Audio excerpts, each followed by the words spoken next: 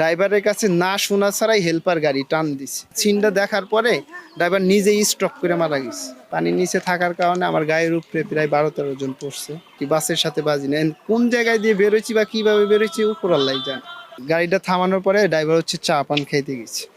চা পান খাইতে গেলে পারে এখন হচ্ছে আপনার মানে হচ্ছে আমাদের হচ্ছে যাত্রী যারা ছিল আর কি, তারা হচ্ছে 2-3 জন হচ্ছে 4-5 জন হবে এরকম, তারা নামে হয়তো চা পান খাচ্ছে।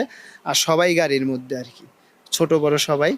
তাই সেই ক্ষেত্রে আপনার হচ্ছে এলো যখন ফেরিটা আনলোড করা হয়েছে আর কি, আনলোড হওয়ার কারণে ওই ড্রাইভারের কাছে না শোনা ছাড়াই হচ্ছে হলো আপনি হেল্পার হচ্ছে উনি নিজের ইচ্ছায় আর কি গাড়ি স্টার্ট করে ওইখানে টান দেয়।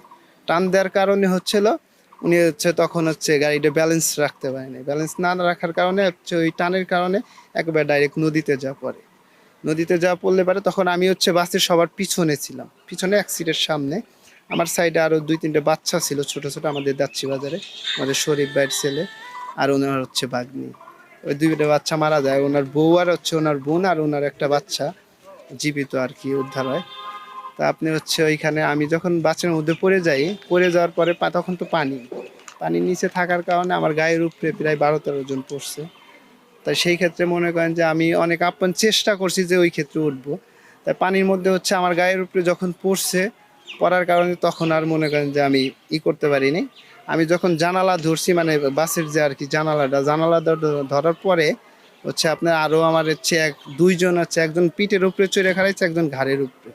তাই সেই ক্ষেত্রে মনে করেন যে আমি সামনে দিয়ে না যায় হচ্ছে বাস যখন তলায় যাচ্ছে আর কি, মানে যাইবে গেছে পানির মধ্যে, তখন বাসের যে একটা ভুলকুনি মানে একটা পানির একটা স্রোত উঠতেছে উপরের দিকে ওঠার কারণে আমি ওই পানির ওই স্রোত ধরেই আমি উপরে উঠি। কারণ উপরে ওঠার পরে আমি উপরে উঠতেছি, আমি জানি যে এখন আমি বাসের ভিতর থেকে বের হইনি।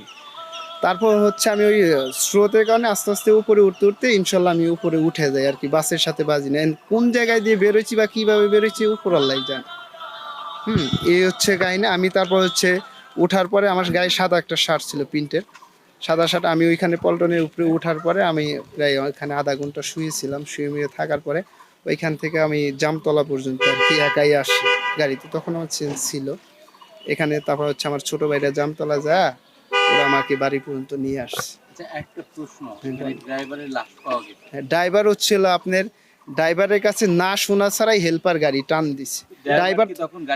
ড্রাইভার তখন ছিল পানির মানে চায়ের দোকানে, চায়ের দোকানে ছিল।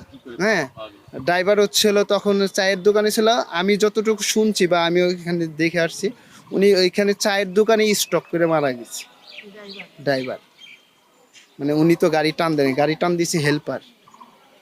হ্যাঁ, কিন্তু ড্রাইভার হচ্ছে মানে ওইটা দেখে ওই সিনটা দেখার পরে ড্রাইভার নিজেই স্টপ করে মারা গেছে। আচ্ছা, আর ওই মানে আপনি তো গাড়িতে ছিলেন, জি জি, যে হেল্পার ছিল, হ্যাঁ, সে কি মানে বাঁচতে পেরেছিল কিনা বা লাভটা আমি হেল্পারের সম্বন্ধে আমি কোনো কিছু শিওর মানে বলতে পারবো না যে আসলে কে বাঁচছে বা জীবিত উদ্ধার হয়েছে না মারা গেছে, শিওর আমি বলতে। কতজন যাত্রী ছিল ওইখানে? যাত্রী হচ্ছে আপনার 40 সিটের গাড়ি, পুরো গাড়িটাই ফ্লাপ। তারপর হচ্ছে সবার 12 থেকে 13 জন বাচ্চা ছিল। হ্যাঁ, তা এভারেজে আপনার 50+ ছিল মানে যাত্রী আর কি, বাচ্চা টাচ্চা সহ ড্রাইভার মানে এগুলো সহ আপনি 50 জন প্লাস ছিল। আপনার নাম কি? আমার নাম মোহাম্মদ রাজীব সর্দার। আমার বাসা হচ্ছে দাচ্ছি 2 নং ওয়ার্ড, আগমারে। কোন জায়গা থেকে উঠছিল? আমি উঠছি ওইখান থেকে, আমি উঠছি হচ্ছে জামতলা থেকে সদ্য গাড়িতে। হ্যাঁ, আমি ঢাকার উদ্দেশ্যে উঠছি আর কি, যে গাবতলি যাব। হ্যাঁ, তখন আমি হচ্ছে আপনি হচ্ছে ফেরির যে বড় রশি থাকে না, মোটা রশি, আমি ওই ওঠার পরে আমার সাথে আমার ওঠার আগে আরো 2 জন ছেলে উঠছে, তারপর আমি উঠছি। ওইখান থেকে হালকা একটু সরে যা আমি ওই রশিটা ধরে, তখন ওইখানে আমি 5-7 মিনিট রশি ঝুলেইছিলাম। রশি ঝুলাই থাকার পরে আমি রশি থেকে সামান্য একটু সরে যাওয়ার পরে আসে উপর থেকে আমাকে 2 জন টাইনে উঠাইছে। ওঠানোর পরে আমি পল্টনের উপরে প্রায় আধা ঘন্টার মতো শুয়েছিলাম। আচ্ছা, আপনার একটা আঘাত দেখতে পাচ্ছি, এটা কি? জি, এটা আমার বাসের মধ্যে থেকে আঘাত। মানে আমি যখন পড়ে যাই, মানে আমার গাড়িটা যখন পল্টে গেছিল আর কি, লাস্টে যে ওই পল্টে যাওয়ার কারণে আমি এই আঘাতটা খাই। আঘাত আমার হাতে ছুলে টুলে